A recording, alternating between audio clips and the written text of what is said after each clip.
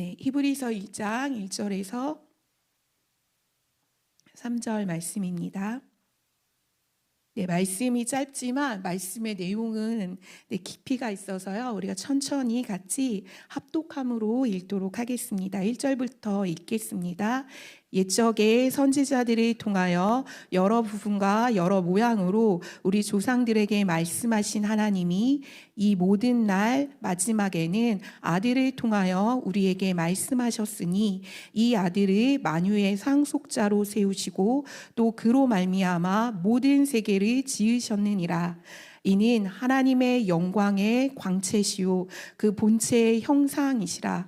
그의 능력의 말씀으로 만물을 붙드시며 죄를 정결하게 하는 일을 하시고 높은 곳에 계신 지극히 크신 이의 우편에 앉으셨느니라. 아멘. 이 시간 기도하고 말씀 함께 나누도록 하겠습니다. 하나님 감사합니다. 예수님을 이 땅 가운데 보내주시고 그 예수님으로부터 우리가 하나님과 교제할 수 있는 놀라운 신비로운 특권을 허락하여 주신 주님, 오늘 이 예수님이 우리에게 어떠한 분이신지, 그분의 본심이 무엇인지, 그분의 본질이 무엇인지 함께 나눌 때에 하나님 아버지 이 시간 성령으로 채워주시고 또한 이 시간 하나님의 말씀으로 채워주시며 또한 예수 그리스도가 우리의 마음 가운데 깊이 새겨지는 귀한 시간이 될 수 있도록 주님 이 시간 역사하여 주시옵소서. 예수 그리스도의 충만함이 우리 가운데 함께함으로 말미암아 하나님의 말씀이 우리 가운데 뿌리가 되게 하시고 이 말씀이 우리 가운데 생명이 되게 하시며 이 말씀이 우리 가운데 살아 숨쉬는, 그래서 이 세상과 열방 가운데 하나님의 말씀을 들고 가는 주의 제자 될 수 있도록 인도하여 주시옵소서. 감사하며 예수님의 이름으로 기도합니다. 아멘. 네, 히브리서는요, 다른 서신서와 다르게 첫 1절과 3절에서 예수님이 어떤 분이신지를 드러내고 있습니다. 히브리서 전체를 보면은요, 그리스도를 통해서 믿음을 가지는 것이 무엇인지를 소개하고 있고 그 이야기들을 13장을 통해서 계속하고 있습니다. 그 당시 히브리서를 읽어야 되는 독자들은요, 사실은 시대적으로 박해와 그 다음에 배교의 그 위기의 시대 가운데에서 그들이 살았기 때문에 그들을 위로하고 격려하고 또한 그들의 신앙을 권면하는 그런 책으로 히브리서가 쓰여졌는데요. 이들이 그렇게밖에 삶을 살아갈 수 없었던 이유는 바로 박해와 배교의 현장들이었기 때문이죠. 다른 것보다도 그 시기가 추정하자면 다양하지만 한 주후 70년으로 보고 있다고 합니다. 그리고 그 어간쯤에 로마 네로의 박해가 일어났죠. 그래서 기독교인들은 수많은 기독교인들이 박해의 현장 가운데서 자신의 목숨을 내놓아야만 했었고, 또한 기독교인으로 자신의 종교를 개종함으로 인해서 유대인들이 계속적으로 그들을 핍박하는 현장 가운데 있었습니다. 그래서 히브리서에서는요, 형제들아 살아계신 하나님께 떨어질까 염려가 된다라는 이 염려의 이야기들을 하며 권면하고요. 또한 믿음을 잃고 타락한 길로 서는 것에 대해서 암시하며 또한 그 길에 대해서 가지 않기를 촉구합니다. 또한 도의 초보로 걸어가고 있는 너희들의 그 어리석음과 또한 둔한 모습을 또한 권면하고 약속하신 그 하나님의 그 신실하심을 믿고 믿음의 도리에 그 소망을 붙잡고 살아내라 라는 이야기들을 하고 있는 것이죠. 그런 이야기들을 통해서 그들의 신앙이 빨간불이 켜졌다라는 것을 우리는 이 히브리서를 쭉 읽어가면서 느끼게 되고 만나게 됩니다. 우리의 삶의 현장과 좀 다르지 않죠. 그런데 하나님께서 오늘 이 히브리 저자를 통해서 말씀하시고 싶으신 그 첫 번째 내용은 바로 그리스도가 그 어느 누구보다도 그 어떤 것보다도 탁월하고 우월하다라는 것을 이야기하고 계신다라는 거예요. 이 탁월하고 우월하신 그 그리스도에 대해서 우리는 무엇이라고 알 수 있냐면 바로 그분의 성품, 그분이 어떤 분이신지를 우리가 추측하고 또한 알아갈 수 있는데요. 그것에 대해서 요한복음 요한 1서에서는 그 하나님에 대해서, 그 예수님에 대해서 이렇게 소개합니다. 자신을 어떻게 보이시냐면 하나님은 빛이시오 하나님은 사랑이시다라고 이렇게 말씀하고 계신다라는 거예요. 왜 하나님께서 이와 같이 하나님의 존재를 하나님의 빛으로 또한 하나님의 사랑으로 이렇게 자신을 드러내시면서 예수 그리스도를 소개하시는지에 대해서 우리가 함께 보도록 할 건데요. 하나님은 빛이시다라는 이 이야기는 구약에서부터 시작돼서 하나님에 대한 성품을 보여주는 내용들입니다. 우리가 창세기 첫 장에 보면은요, 하나님께서는 말씀하시는 분이시죠. 그래서 말씀하시는 그 하나님께서 처음에 하셨던 일들이 무엇일까요? 말씀으로 세상을 창조하시는 일입니다. 그리고 하나님께서는 빛이 있으라라고 말씀하시죠. 그런 것처럼 하나님께서는 말씀을 통하여 자신의 성품을 빛으로 드러내십니다. 그 빛은 어떠한 성향이 있죠? 그 빛은 어두움을 물러나게 하는 그러한 놀라운 힘이 있죠. 어두움이 사라지는 것이죠. 어두움이 빛으로부터 그냥 소멸되는 것입니다.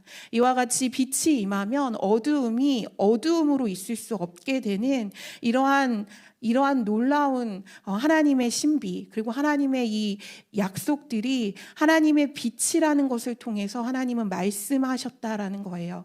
그래서 구약의 하나님은 하나님의 빛으로 말씀하시는 하나님이셨다라는 것입니다. 신의 산에서 보면은요, 하나님은 이스라엘 백성들을 부르시고 그들 안에서 그들에게 어떻게 자신을 계시하셨냐면 빛으로 계시하셨다라는 것이에요. 그래서 하나님께서 구약의 전반에서 하나님을 말씀으로 본인을 나타내시고 본인을 계시하시고 자신을 소개하시는데 바로 빛으로 소개하고 계셨다라는 것입니다. 그런데 그 하나님께서요, 아들을 통해서 이제는 아들을 통해서 하나님은 사랑이시다라고 말씀하시고 본인을 소개하셨다라는 거예요. 이것은 신약 시대부터 일어나는 놀라운 예수 그리스도의 삶과 또한 그분의 생애를 통해서 우리가 알 수 있죠. 하나님께서는 이제 최종적으로 자신이 말씀하시는 통로를 빛이 아니라 하나님의 사랑을 가지고 있는 예수님을 통해서 드러내셨다라는 것입니다. 그렇다면 구약에 나타나셨던 그 말씀하셨던 빛으로 말씀하셨던 하나님은 이제 스탑이고 멈추어진 하나님이신가요? 아니, 그렇지 않습니다. 빛으로 말씀하셨던 하나님께서 이제는 더 확실하게 예수 그리스도를 통해서 그분의 사랑을 가지고 거룩한 사랑으로 그분이 어떤 분이신지를 나타내시고 보이셨다라는 거예요.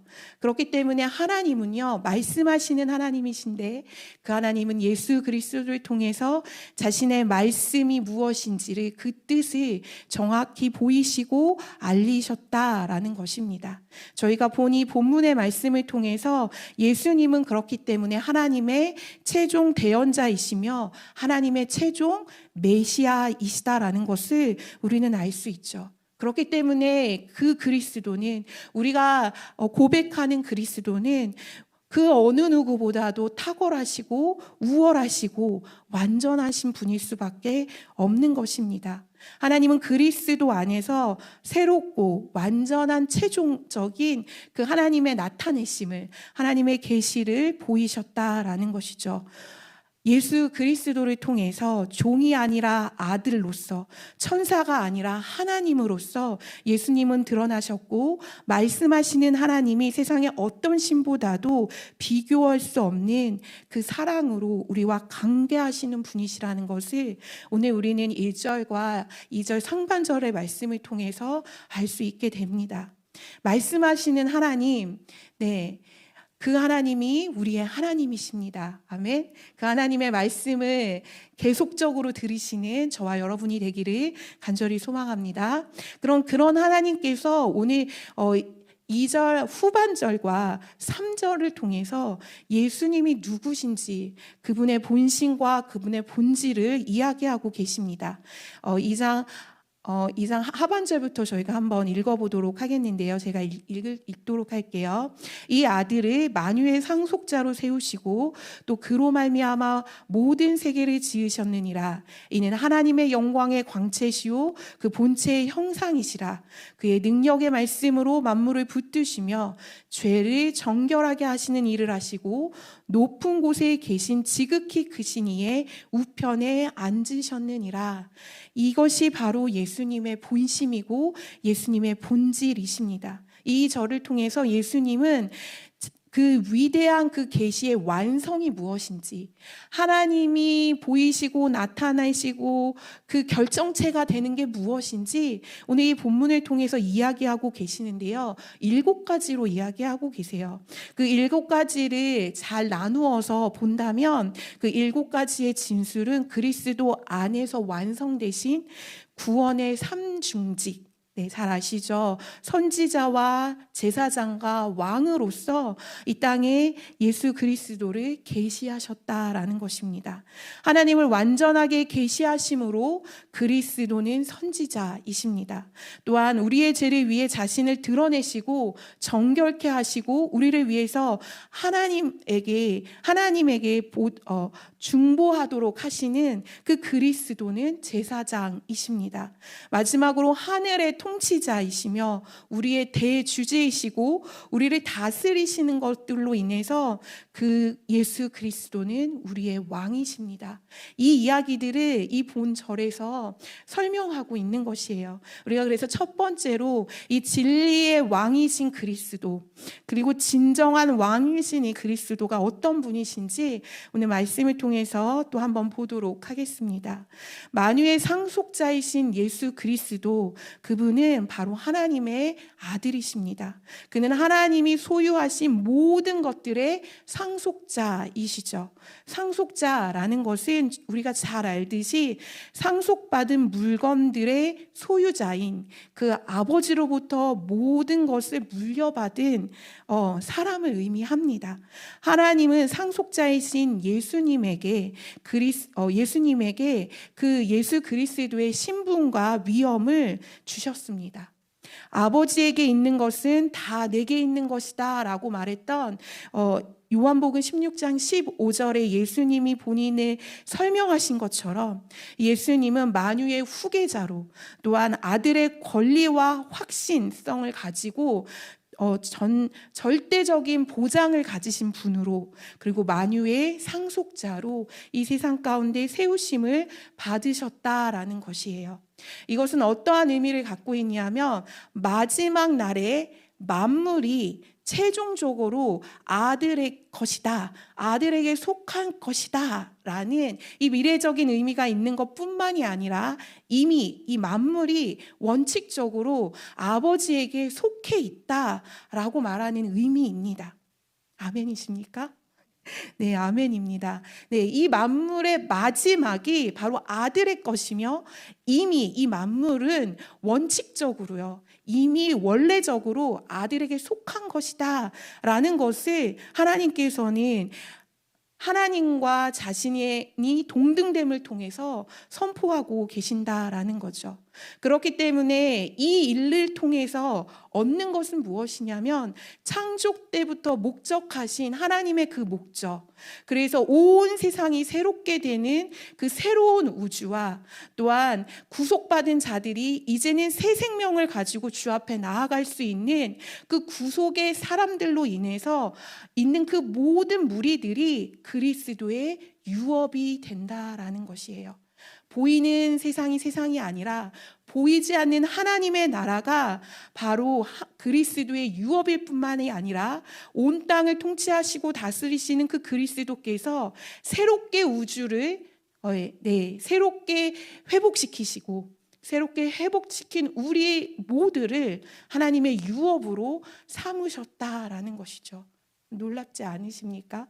또한 그 하나님이 너무나 우리에게 그 다음에 강력한 문장을 허락하시는데, 그것은 그로 말미암아 모든 세계를 지으셨느니라 라고 말씀하고 계신다라는 거예요. 모든 세계를 지으신 분이 예수 그리스도이십니다. 이분의 주권과 이분의 주대심과 이분의 명예는 온 세상을 지으신 창조주 하나님과 동일하게 거하신다라는 것이죠. 여러분들 DIY라는 것 아시나요? 우리 친구들도, 어린 친구들도 좋아하고 요즘에는 젊은 분들, 아니 우리가 살아가는 이 세상 가운데에서요, DIY라는 제품들이 많습니다. DIY는 사실 영어의 축약인데요. Do it yourself 이렇게 얘기해서 너 스스로 그것을 해라, 뭐 이런 뜻이죠. 그러니까 자신의 손으로 만든 물건을 이야기합니다. 그래서 요즘에는요, 가구나 또한 공예나 또 수리하는 거나 인테리어나 모든 다양한 분야에서 DIY를 하는 것을 되게 값지게 생각하고 또한 그것을 되게 뿌듯하게 생각하는 우리의 소비 형태들이 있습니다. 그런데 DIY의 상품은, 그리고 그 제품은 누구 것인가요? 재료는 사서 받았을지 몰라도 그 만드는 것, 그 재료를 가지고 만드는 그 순간 그것은 세상에서 하나밖에 없는 나의 작품이 됩니다. 그러므로 DIY의 주인은 바로 내가 되는 것이죠. 그런 것처럼 예수 그리스도께서도요, 바울을 통해서 골로새서 1장 16절에 다음과 같이 이야기합니다. 만물이 그에게서 창조되되 하늘과 땅에서 보이는 것과 보이지 않는 것들과 혹은 왕권들이나 주권자들이나 통치자들이나 권세자들이나 만물이 다 그로 말미암아 그를 위하여 창조되었고, 하나님과 동등된 존재로 온 만물 위에 계시는 그 예수 그리스도는요, 그의 능력의 말씀으로 만물을 붙잡고 계신다라는 것을 오늘 이 말씀을 통해서 선언하는 것들을 우리는 보게 됩니다. 예수님은 우리의 진정한 왕이십니다. 또한 만유의 주님이시죠.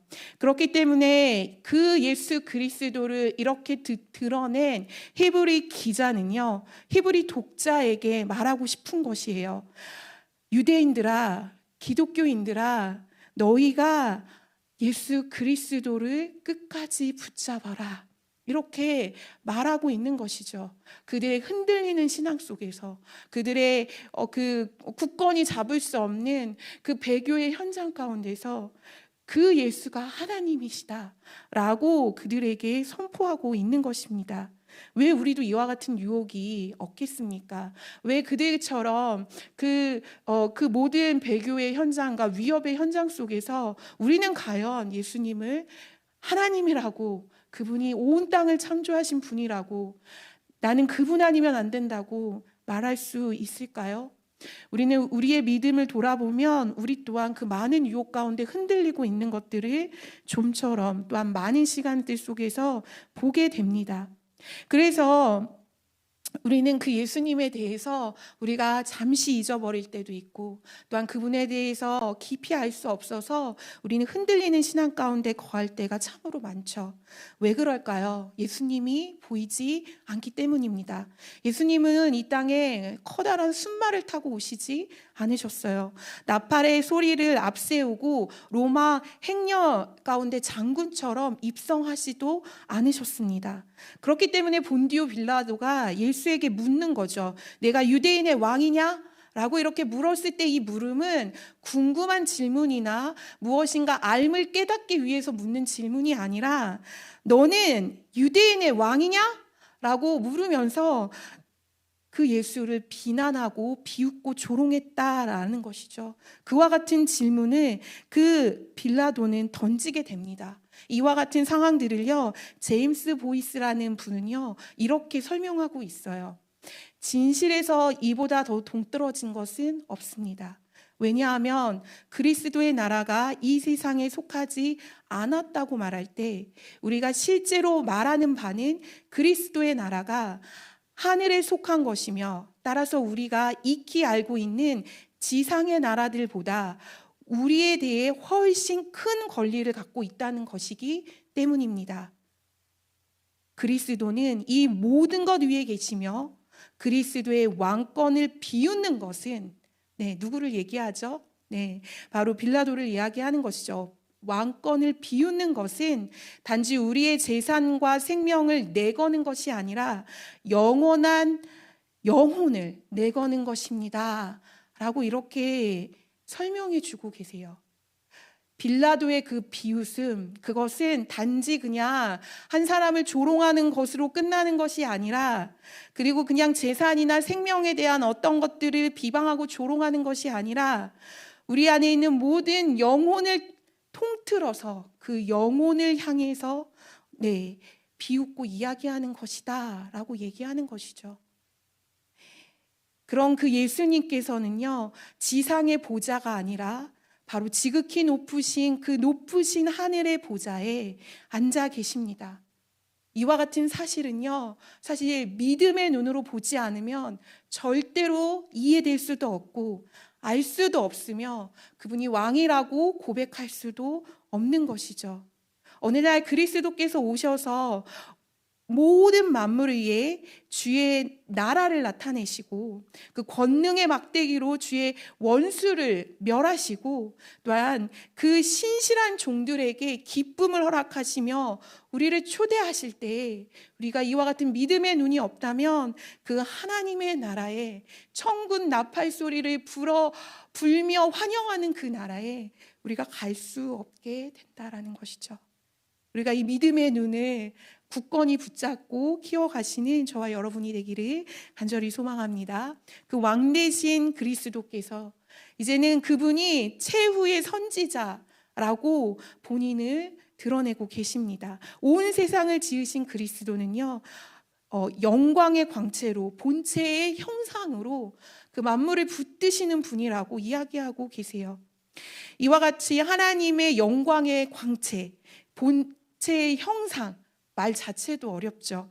이 이야기들을 또한 이 본문을 잘 설명하신 박사님이 계십니다. 그래서 그분의 그 설명을 가지고 제가 갖고 왔어요.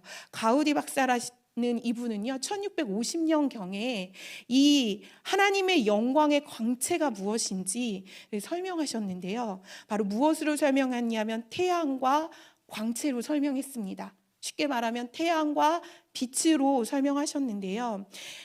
태양과 빛은요, 같은 성질이죠. 전혀 다르지 않죠. 그렇기 때문에 나와 아버지는 하나입니다. 라는 이 말씀이 비유로 성립이 되는 거예요. 그래서 광채는 태양과 같은 성질을 가지고 있는데 이 태양은 이 광채로 인해서 계속적으로 존재하게 됩니다. 광채가 없으면 태양은 홀로 있을 수 없는 것이죠.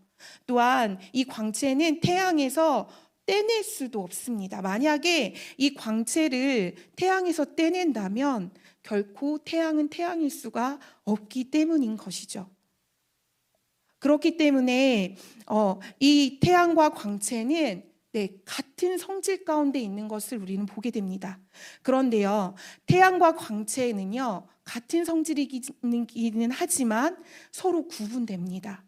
이유는 태양이 광채일 수 없고 광채가 태양일 수 없기 때문이죠. 그래서 밝음 자체가 태양이 아니고 그렇기 때문에 태양의 모든 영광은 광채로부터 드러나게 된다라는 것이에요.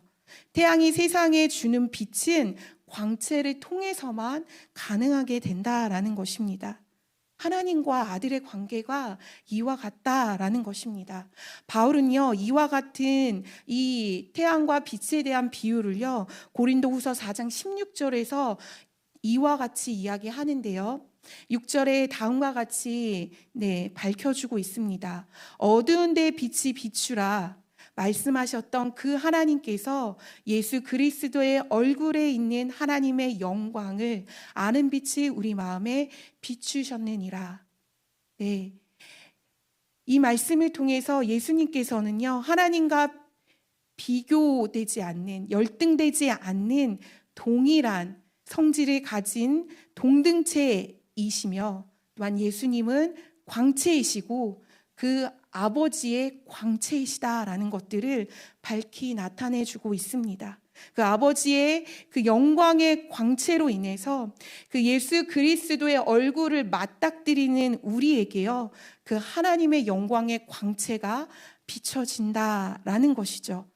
그래서 하나님에 대해서 더할 나위 없이 그분이 참 하나님이시며 또한 참 계시의 주님이시며 그 계시의 완성자이시다라는 것을 우리는 고백할 수밖에 없다라는 것이에요. 예수님의 얼굴의 광채를 통해서요.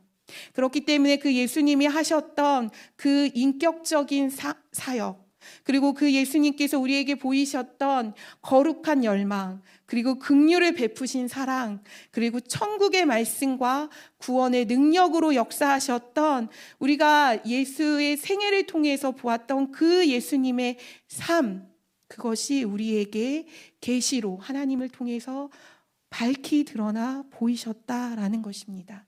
이것이 영광의 광채입니다. 이 광채가요, 또 무엇이라고 또 소개하고 있냐면 본체의 형상이다라고 소개하고 있어요. 형상, 이것은 무엇일까요? 이 형상이라는 것은 찍어낸 모양이라는 뜻입니다. 소위 말하면 도장이 찍힌 자국 아시죠? 우리가 그런 도장을 찍으면 도장이 찍힌 자국들을 보게 되잖아요. 그것이 형상이라는 것이죠. 그렇기 때문에 하나님은 실체이시고 그리고 예수님은 하나님의 형상이시라는 것이에요. 골로새서 1장 15절에요. 그는 보이지 않는 하나님의 형상이다라고 이야기하고 있으십니다. 이것이 예수님의 정의인 것이죠. 모든 신적인 것이 완벽하게 예수님 안에서 발견되고 그 발견된 예수님을 통해서 나를 본 자는 아버지를 본 것이다 라고 말씀하시는 것이죠.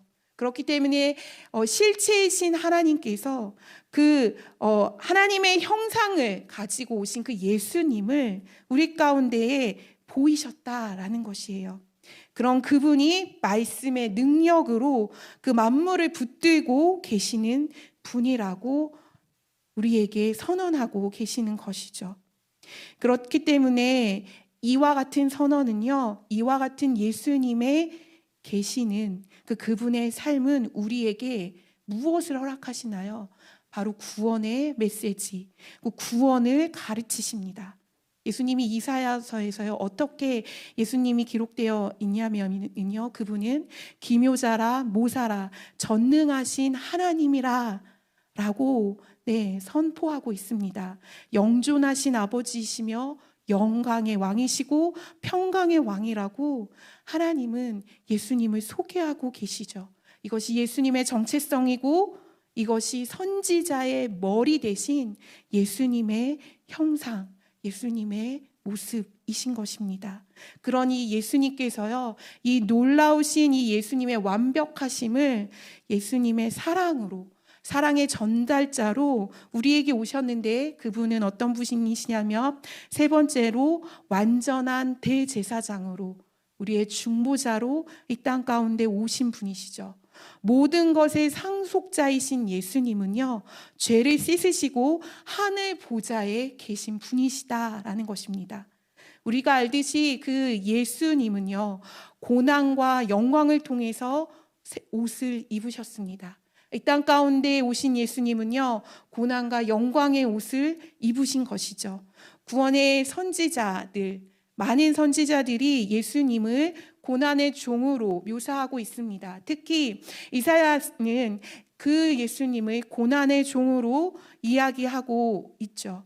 그리고 그 고난의 종은 신적 통치를 가진 대리자로, 그리고 다윗의 혈통을 가진 그 자손의 통치자로 이 땅에 내려오셨다는 것을 보여줍니다. 그렇기 때문에 그는 구원의 도구로 사용되었고, 하나님은 이 대리자이고 이 중보자이신 이 예수님을 우리들의 말로 표현하자면 이용하셔서 우리를 위해서 우리의 모든 죄책감을 해결해 주셨다라는 것이죠.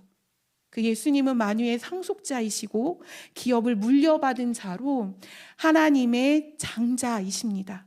그런데 놀라운 것은요, 이스라엘 백성도 예수님이 장자라고 고백하고 있어요. 어디에 나와 있냐면 마가복음 12장 7절에 나와 있습니다.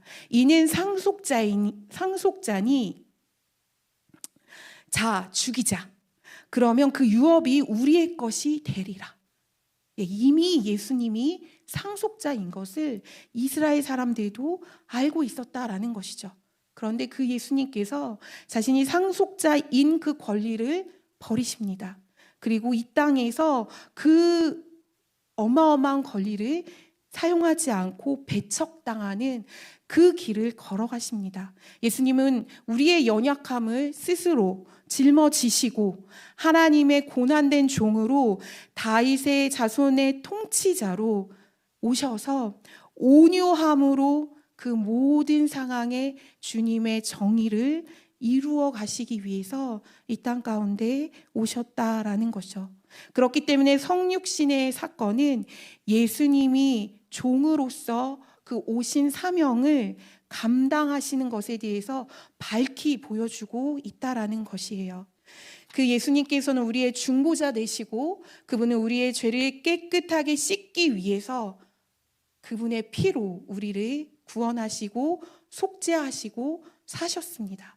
그렇기 때문에 그리스도의 속죄는 완전한 속죄이고 이 속죄는 세상 어떤 것들을 붙들고 계시는 그 하나님보다, 이게 비유의 표현이라 이렇게 말씀드리지만 하나님 온 세상을 붙들고 계시고 예수도 온 세상을 붙들고 계시지만 이거보다 더 위대하고 더 장엄한 것이 있다라면 우리를 위해서 이 땅에 내려오셔서 우리의 죄를 씻기 위해서 자신이 화목제물로 내 제단에 바쳐지신 것, 이것이 그 어떤 것보다도 위대하고 어떤 것보다도 장엄한 일이라는 것이죠. 이것이 곧 하나님의 영광이 되신다라는 것이에요. 그래서 그 영광을 받은 우리는, 새 언약을 받은 우리는, 그 새 언약을 받은 온 땅의 만물들은 이제 영원한 나라를 소유할 수 있는, 그 영원한 나라에 들어갈 수 있는 회복과 기쁨을 우리 가운데에서 그 기쁨을 우리 가운데서 받아 누릴 수 있는 그 놀라운 영광이 우리 가운데 있다라는 것이죠. 그러므로 3절 마지막 절에요, 그 예수님이 어떤 분이신지 정확하게 드러내십니다. 그 예수님은 높은 곳에 계신 지극히 크신 이이시며 하나님 우편에 앉아 계신 다로 그 예수님의 본심을 마치시고 계시죠. 이것은 어떠한 의미일까요? 하나님 하늘의 우편에 계신다라는 의미는요, 우리가 이렇게 이해하시면 됩니다. 우리의 죄가 이미 다 속해졌다. 우리는 이 죄로부터 해방되었으며 우리의 죄는 영원까지 속죄되었다라는 의미입니다. 예수님이 하나님의 우편에 계신다라는 것은 그분이 우리보다 높으신 분이시기에 우리가 그분 앞에 갈 수 없는 그러한 우리와 차원이 다르신 분이다라는 이야기가 아니라 그분이 나의 모든 죄를 속량하시고 속량하신 그분께서 영원까지 그 죄를 묻지 않으시겠다고 하시는 하나님의 보증 수표와도 같은 그와 같은 자리에 앉아 계시다라는 것이죠. 그렇기 때문에 하나님 우리에게요, 이렇게 축복하시기를 원하세요. 바울이 에베소서 1장 3절에서 6절에서 축복하는 그 축복의 말처럼요, 하나님은 우리를 다음과 같이 축복하시기를 원하시는데, 혹시 찾으실 수 있는 분들은 에베소서 1장 3절에서 6절을 지금 한번 찾아보시기 바랍니다. 네. 제가 이 본문을 묵상하고 함께 이 본문을 어떻게 하면 주님이 우리에게 아름다운 말씀으로 우리에게 선물로 주실 수 있을까 고민했는데요. 한 분 목사님은 이 본문을요, 우리의 주민등록증이라고 말씀하시더라고요. 너무 크게 와닿았습니다. 그 보좌에 계신 예수 그리스도께서 우리를 매일같이 보시고 말씀하시는 우리의 주민등록증이 바로 에베소서 1장 3절에서 6절이라는 말씀이라는 거죠. 우리 한번 이 시간에 함께 큰 소리로 읽어보도록 하겠습니다.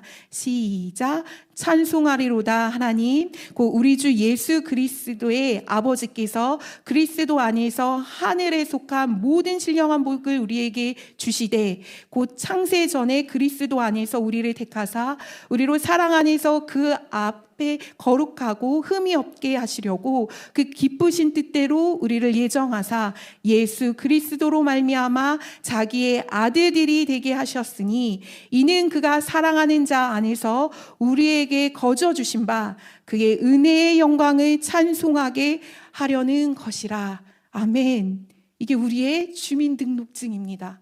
하나님이 그 보좌에 계셔서 그 예수님이 우리를 통해 매일같이 우리에게 말씀하시고 싶으신 너는 바로 이와 같은 존재야. 너는 신령한 복을 받은 자야. 너는 내 아들이다. 라고 말씀하시는 이 은혜의 영광 가운데 우리가 매일같이 참여되어 하나님의 나라의 상속자로 살아가기를 매일같이 소망하고 계시다라는 것이죠. 그런데 그 하나님은 우리에게만 말씀하시지 않으신다는 거예요. 예수님이 고난의 종으로 이 땅에 오셨을 때에는 그분의 죽으심은요, 단지 나를 살리기 위하심이 아니라 우리 교회, 바로 예수님을 머리로 든 그 고난의 종을 따라가는 그 공동체에게도 동일하게 예수 그리스도의 사명을 허락하셨다라는 것이에요. 요한복음 20장 21절에 예수님께서 마지막으로 우리에게 이렇게 부탁하십니다. 아버지께서 나를 보내신 것 같이 나도 너를 보내노라. 이 세상에 존재하는 모든 교회들은 이 세상 가운데 보내진 교회입니다. 아멘. 그래서 하나님께서 이 교회를 통해서 나뿐만이 아니라 이 고난의 종을 따라가는 이 교회를 통해서 하나님께서는 약속하시고 말씀하시는 것이죠. 그리고 약속하시고 말씀하신 그 하나님께서는 마지막 당신이 오실 때까지 끝까지 나의 길을 믿음으로 달려가라 라고 우리에게 부탁하시고 계신다라는 것이에요. 여러분들 이렇게 말씀하시는 그 예수님의 사랑 안에 그리고 예수님의 이 기적 안에 동참하시는 여러분이 되기를 간절히 소망합니다. 하나님께서는 예수님을 통해서 모든 막힌 담들을 허셨습니다. 그리고 그 예수님은 죽음을 넘으셔서 우리에게 구원의 주체자로, 구원의 능력자로, 또한 구원의 주되심으로 우리의 삶을 매일같이 변화시키고 계십니다. 그 예수님의 흔적을 가지는 저와 여러분이 되기를 간절히 소망합니다.